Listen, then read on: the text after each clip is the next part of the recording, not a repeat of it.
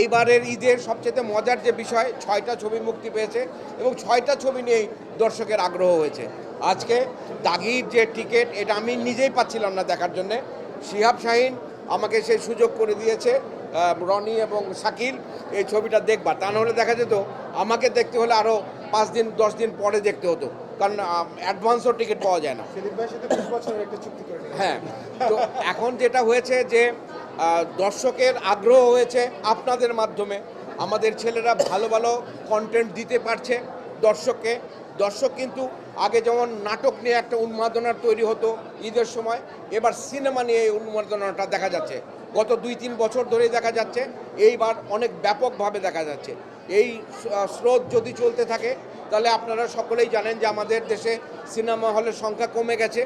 Cinema হলের মুখী যদি দর্শক হয় তাহলে সিনেমা হলের সংখ্যা বাড়বে, ভালো ভালো ছবি তৈরি করবে।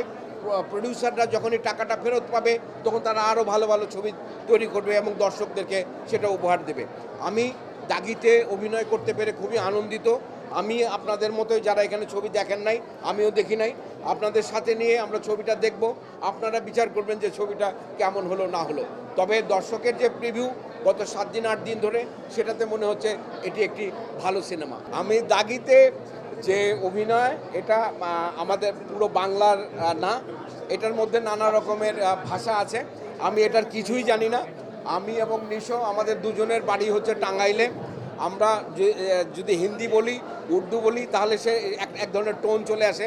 সেক্ষেত্রে সবচেয়ে বেশি সাহায্য আমাকে করেছে আমাদের এখানে একজন উর্দু ভাষী আছে, শিহাব শাহীন, আরেকজন উর্দু ভাষী ছিল, মানে হিন্দি ভাষী আয়ুষের কথা আমাকে বলতেই হবে। হ্যাঁ, ওরা দুজন মিলে আমাকে জোর করে এরকম কিছু শব্দ বলিয়েছে। আমি জানি না, দর্শক বিচার করবে যে আমার এই শব্দগুলো হয়েছে কিনা বা অ্যাকসেন্টগুলো হয়েছে কিনা, সেই বিচারের ভার দর্শকের।